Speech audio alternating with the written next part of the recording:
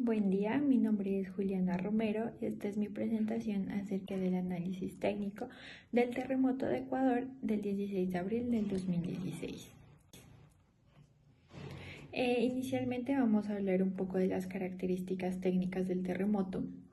Este terremoto tuvo una magnitud de 7.8, una profundidad de 20 kilómetros y un epicentro en Pedernales, Manabí. El mecanismo de falla fue debido a una falla inversa en la zona de contacto entre la placa de Nazca y la placa sudamericana. La placa de Nazca se subduce bajo la sudamericana a una velocidad aproximadamente de 6 centímetros.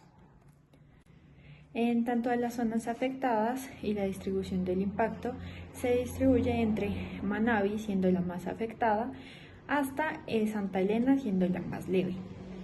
Las ciudades más afectadas serían Pedernales, ya que aquí fue el epicentro y se registró una devastación total. En Manta, que fueron colapsos estructurales masivos. En Puerto Viejo, daños severos en edificaciones y se realizaron más de 1.100 eventos de réplicas, incluyendo magnitudes de 6.6 y 6.7. En tanto al impacto estructural, la mayoría de edificaciones utilizaban columnas en concreto reforzado, losas planas aligeradas y muros en mampostería sin refuerzo, en fachadas o divisores. También una mampostería confinada por castillos de 20 centímetros, muros de tabique en arcilla colocados en canto.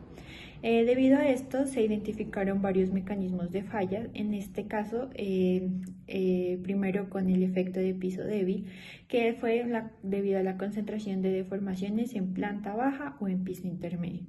Las columnas cortas en muros no estructurales que reducen la altura libre de las columnas y torsión en los edificios de esquina con asimetría estructural.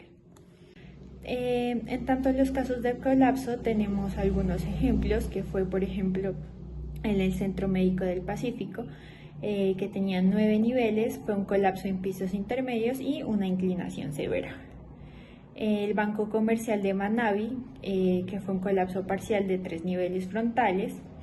Edificio Mykonos, que tuvo un daño severo en mampostería, pero una estructura sana. Y el Hostal Las Velas, con un daño severo en columnas por impacto de un colapso vecino. Con respecto a esto, se definieron unas observaciones técnicas, las cuales es que no se observaron fallas por punzonamiento de losas, no se formaron articulaciones plásticas en vigas, pero hubo un alto porcentaje de daño en edificios de esquina y efectos de sitio que amplificaron los daños en ciertas zonas. También hay que tener en cuenta que la influencia del suelo es muy importante. Las condiciones locales del suelo amplificaron el movimiento sísmico.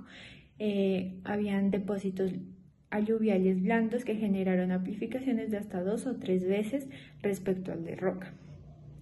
También, debido a los valles de los ríos y zonas costeras con sedimentos recientes, mostraron una mayor severidad en los daños.